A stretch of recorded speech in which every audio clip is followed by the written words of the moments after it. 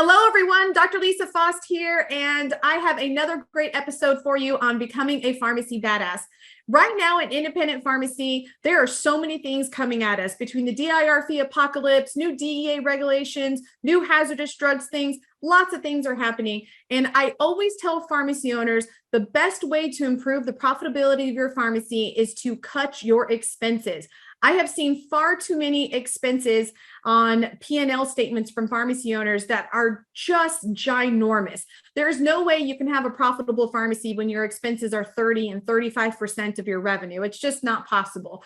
And so one of my favorite things is to help pharmacy owners cut their expenses. And that is my guest today. So I have Jordan Matthews from Shipment Trackers.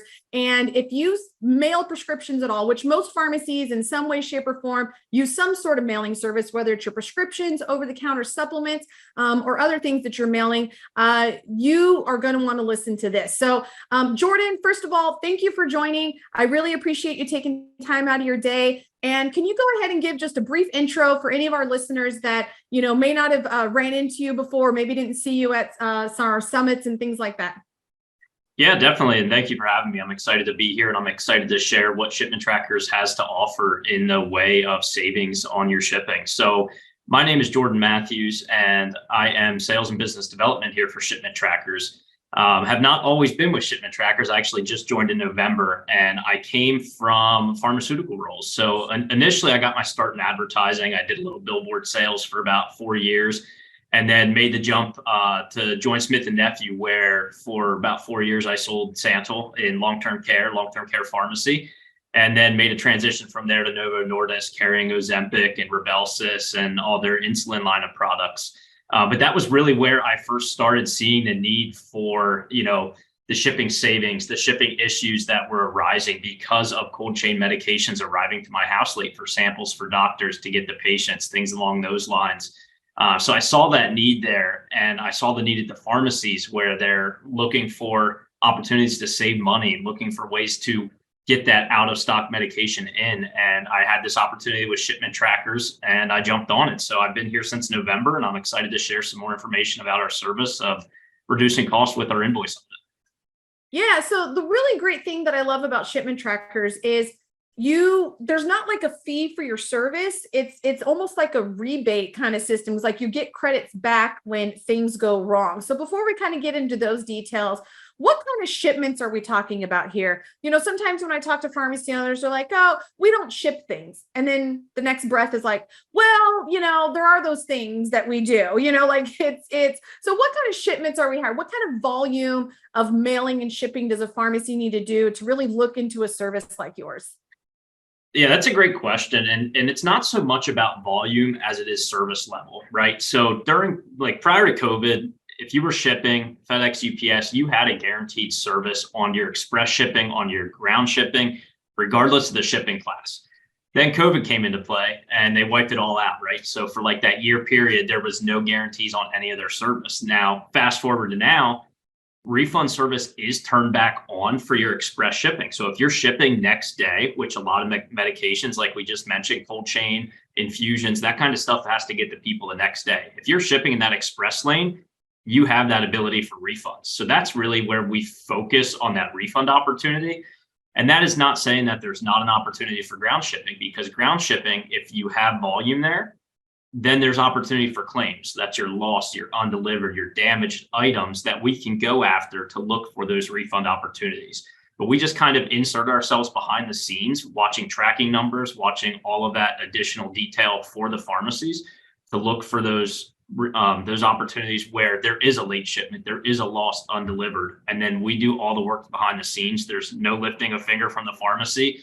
We just kind of insert and run our service, and then you get to watch the savings collect.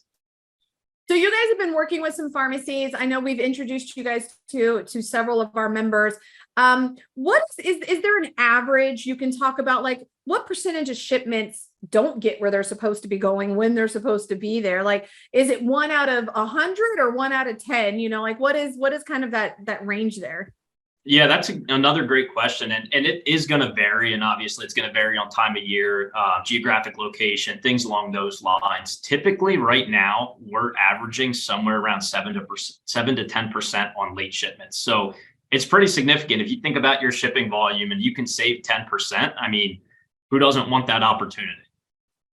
Right. And so now let's talk a little bit about like, how does a pharmacy get the credit back? Like, how does it work with you? I mean, obviously you guys need to make money. I mean, you're a legit business. You got, food to put on the table too. So how do you make your money? And then how does the pharmacy get back their credit? Yeah, certainly. So, that's the nice thing about our service is we do operate off that gain share. So there's times during the year where like maybe holiday seasons where they kind of taper back what they're willing to give refunds on. So for that period of time, you just like, if there's no refunds, you don't get charged. Our service is a gain share. So as we find savings, we have those savings credited directly back onto a FedEx or a UPS invoice. So say we saved $100, that $100 is going to get credited back onto the invoice for FedEx.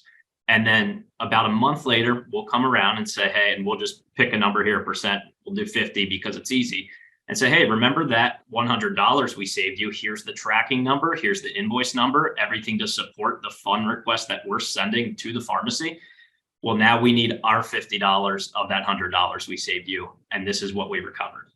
So it's very streamlined. If we don't recover anything for a week, we just move on to the next week. Every week's a new opportunity. And if we don't find savings, we just keep looking. So it's kind of like a catch-all, right? So if something slips through the cracks, we're going to be there to catch it and sift out, those refund opportunities and continue to drive savings. And on top of that, we kick out some weekly reports to just give a high-level overview of what that pharmacy shipping looks like for the week. So you can look and see if anything seems out of place, as well as address correction reports. Because if you have an address correction, and a lot of pharmacies run into this because they're shipping to the same nursing home or they're shipping to the same patient every single month.